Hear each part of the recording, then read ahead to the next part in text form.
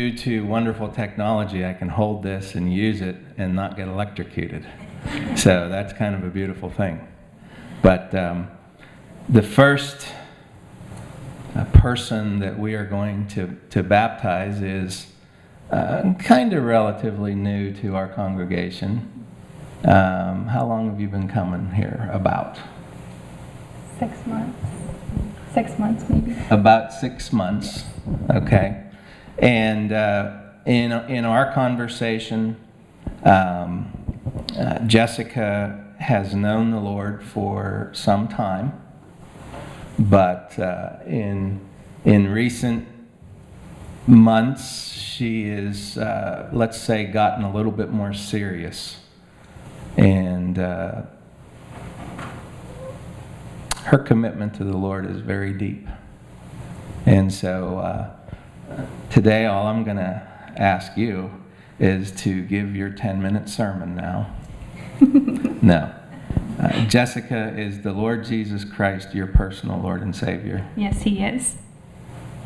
And it's on that profession of faith that we're going to baptize you in the name of the Father and the Son and of the Holy Spirit. So let's get kind of turned around and let's do this.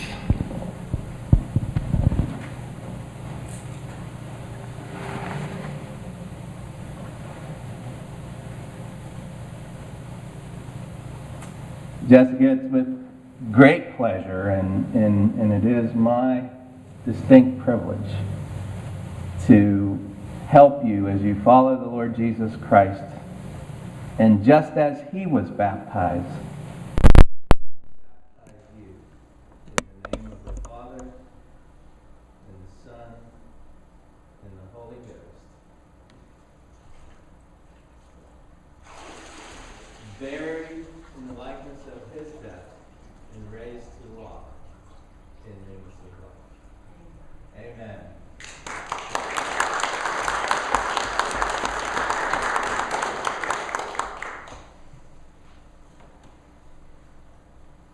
And by the way, a great big thank you to Ronald.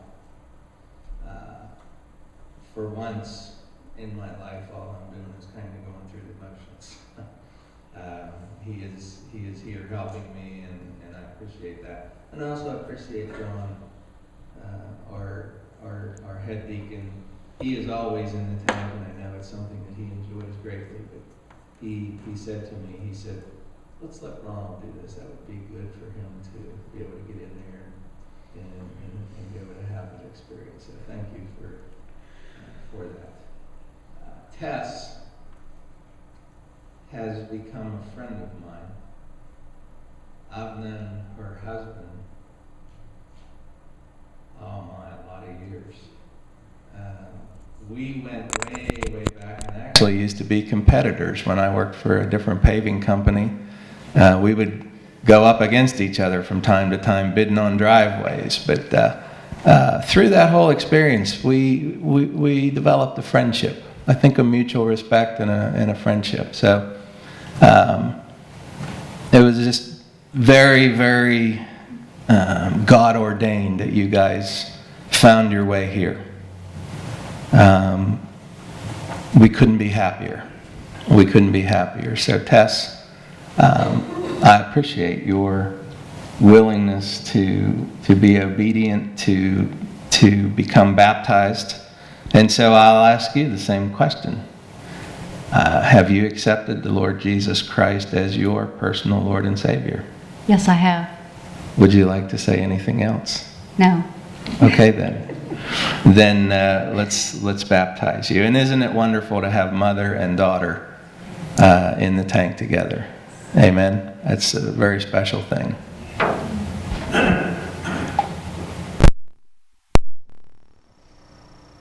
Again, Tess, it is upon the authority of God's Word, as we are instructed to follow the Lord Jesus Christ in Christian baptism.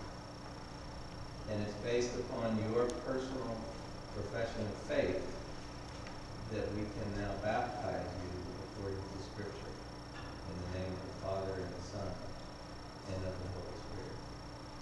So, Tess, it's my privilege now to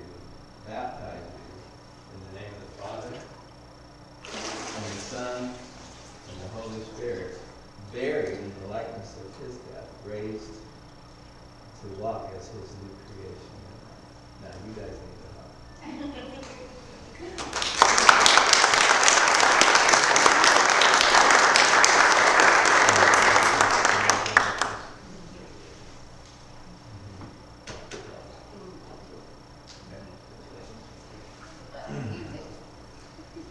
Now, in our discussion when I was over at their house, they told me that they probably need about 45 minutes to put themselves back together.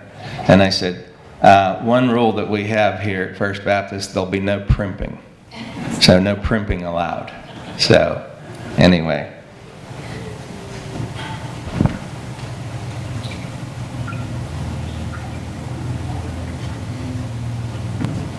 Do you have a song? I know. Just get out of the box and sing a song. You'll be all right.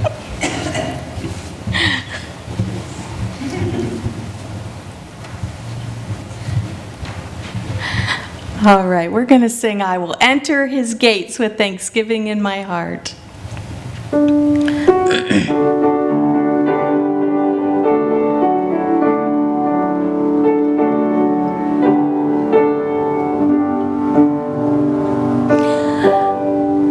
I will enter his gates with thanksgiving in my heart. I will enter his courts with praise.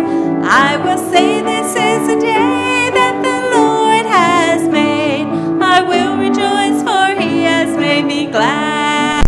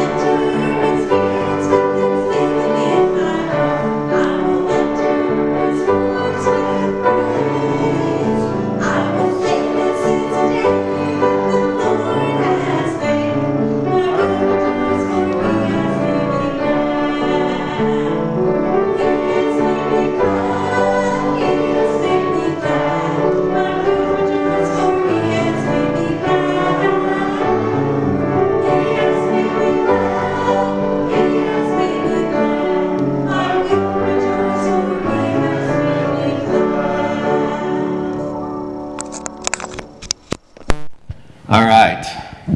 We have Sonia. Sonia called me on the phone, what was that, 2 years ago when you first started to come? And she said, God's just been kind of working in my heart and my mind and my life, and I feel like I need to get back to church. And so I think it's been a couple of years or so, since 2.5 years. And I just want to say she's driving over from like North Freedom going towards Ringgold back. There's a campground back in there to the left, and appreciate her faithfulness. And I want to talk a little bit about Devin. Devin and I have been talking for probably about a year on and off. He's been coming into my office mostly before choir practice. He would come in for an hour. And we've been talking about a lot of stuff, haven't we?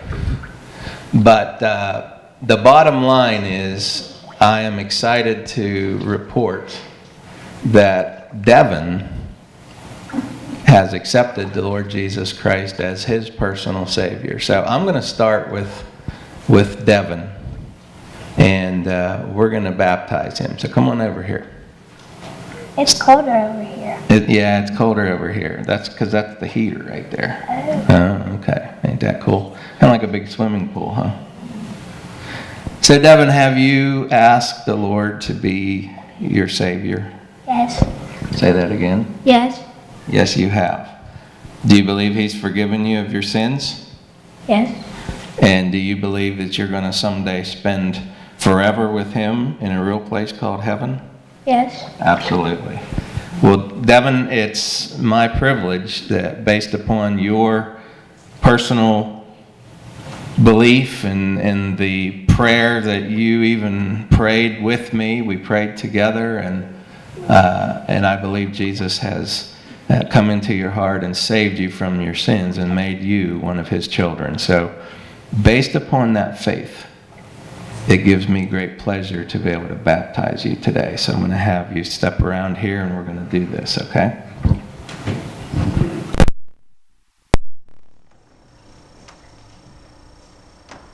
Okay, Devin, based upon your personal faith in the Lord Jesus Christ as Savior and Lord, we now baptize you in the name of the Father, and the Son, and the Holy Spirit. Buried in the likeness of his death. And I held him under just a little bit, like an extra second. Because I love him.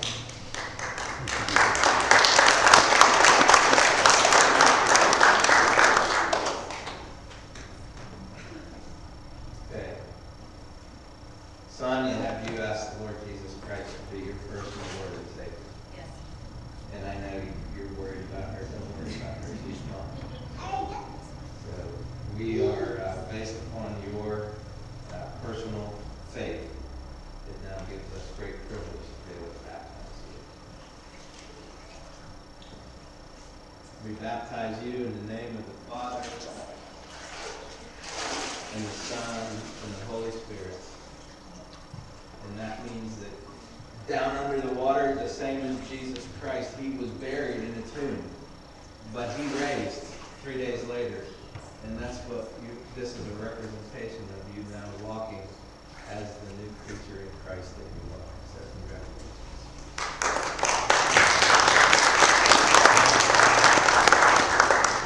Okay, Peyton, come on, let's do this. Now, Peyton has come to know the Lord at a very early age, and that's a beautiful thing.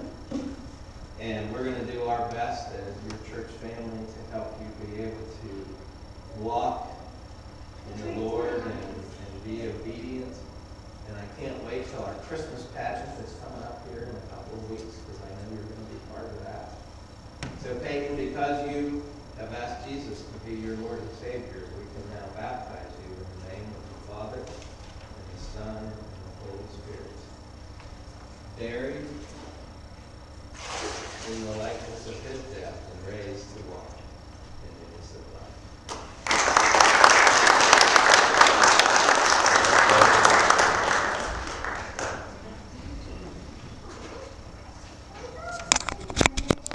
There's just something extremely special when families can share in this together.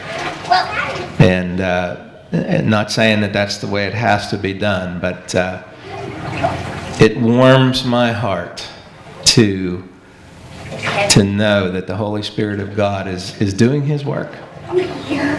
He is working in the hearts of the folks as we attempt to be faithful to preach the word. Now, does that mean that these people are all perfect? No, look in the mirror, neither are we. But it's good to know that more and more people are being added to the family of God. Amen? Amen.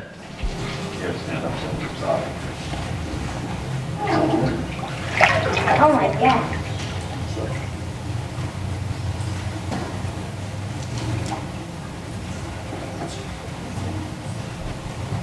Yeah, I can keep talking. Okay, how about this? Does anybody here today have a word of testimony, something that the Lord is doing in your life that you'd like to share or praise right now? Anybody at all? Come on now, don't be shy.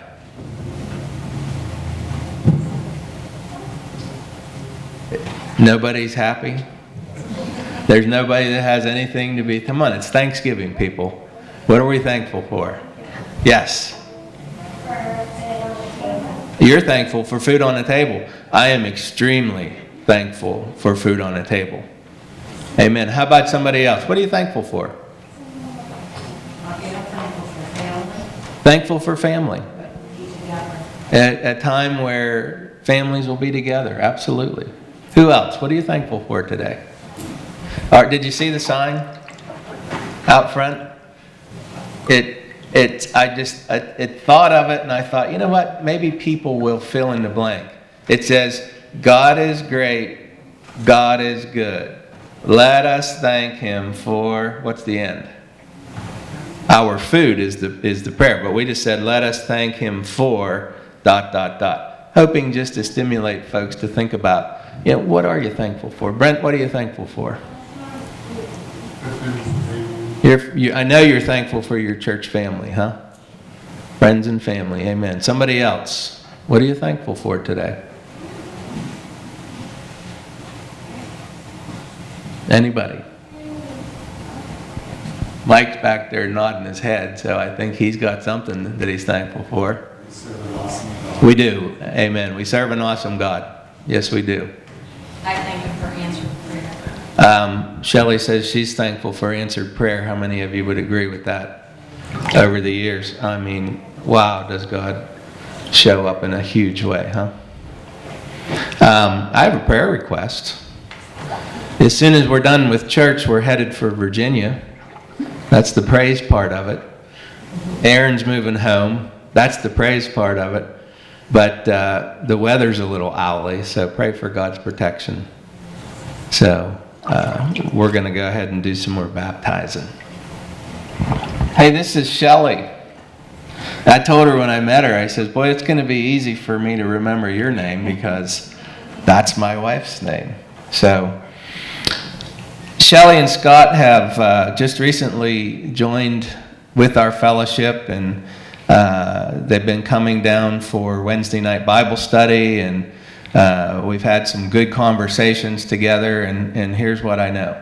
They love the Lord. Scott told me that they were looking for a church that they could come to and feel like it was home. And I think that's probably the way you guys feel from our discussion. We found that. We found it. Scott was talking to me a little bit the other day about membership. They are interested next week in becoming a member. And he said to me, now, do we have to sign any kind of a statement that we're never allowed to leave the church? Because the last church we were in, we had to sign this statement that we would never leave, and if we ever left, we would be like heathens or something. And then he said, not that I'm planning on leaving. He says, I hope I'm here forever. So I said, no, we don't do anything weird like that I know of. But I just want you guys to know that it's a privilege to have you here. And again, I believe in my heart that in God's providence, he has led you here to our church. So, Shelley, have you asked Jesus Christ to be your personal Lord and Savior? Yes, I have. Is there anything else you'd like to say? No. No speech? No.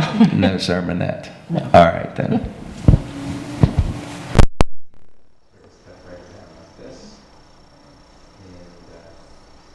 We're going to baptize you just because we believe Scripture teaches that that's the obedient thing, that after we become Christians, after we receive the Lord as our Lord and Savior, then we enter into Christian baptism. So, with great privilege, we are now able to baptize you in the name of the Father, the Son, and the Holy Spirit. Buried in the likeness of his death, and raised to walk as a new creature. Welcome aboard.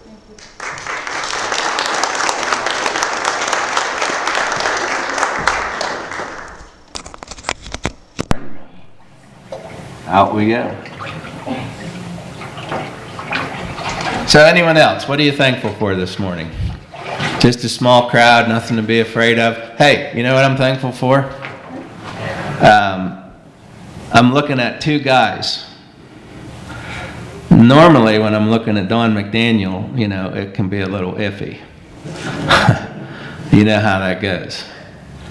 But I love them. George, Don, thank you. They put water in the tank. I went to Ohio this week because my cousin was found dead in his bed on Sunday afternoon, and my aunt wanted me to go up to do the funeral. So quick trip. Wednesday or Tuesday night we went up. Wednesday morning was a funeral. Got back for Bible study on Wednesday. Walk in downstairs, and there's a pretty huge wet spot in the carpet. And somebody said, "Did you hear the baptism tank has a leak in it?" And I'm like, no, just got back, didn't hear it. And these guys looked at me and said, "Don't worry, it'll be fixed tomorrow. Everything will be fine." So you all know that we desperately miss Dick Bowersocks. And this was always Dick's baby. Amen. And so I'm thankful for you guys and for George, for Dawn, doing everything you could do and whatever it took to get this thing ready. So that's one thing I'm thankful for this morning. Are you the last one? Hey. Because they're all best. So we really didn't save the best for last. But I gotta tell, come on over here.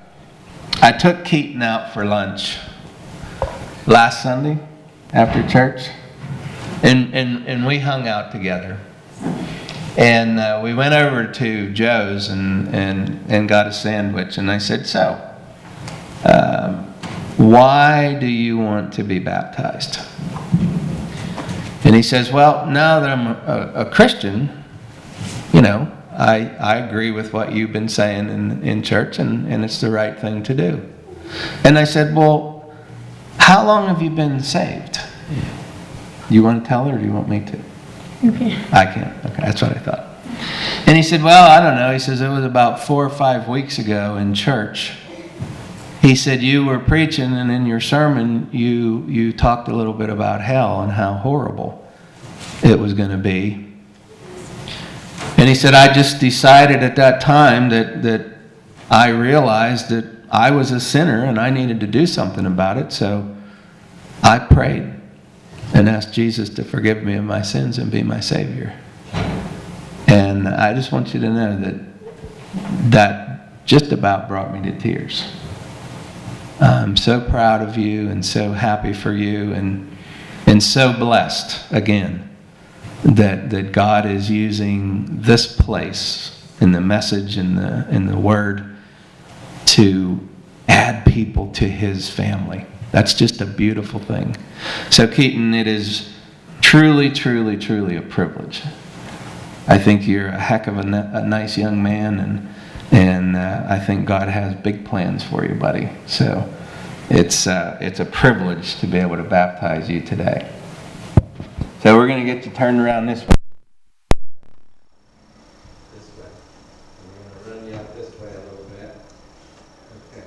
Now, it is based upon what we're told in Scripture, that now that you are a believer, now that you know beyond a shadow of doubt, you have given your life and your heart to Jesus Christ, and He is now your Lord and your Savior. It's based upon that faith that we can now baptize you in the name of the Father, and the Son, and the Holy Spirit.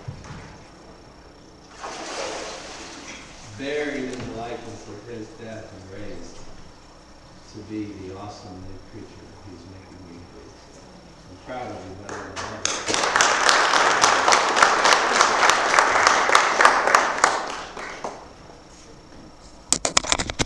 Okay, now, my beautiful wife has prepared several songs so that we can all get our clothes changed and come back out and join you. So. Let's stand. We're going to sing together a few songs, so we praise Thee.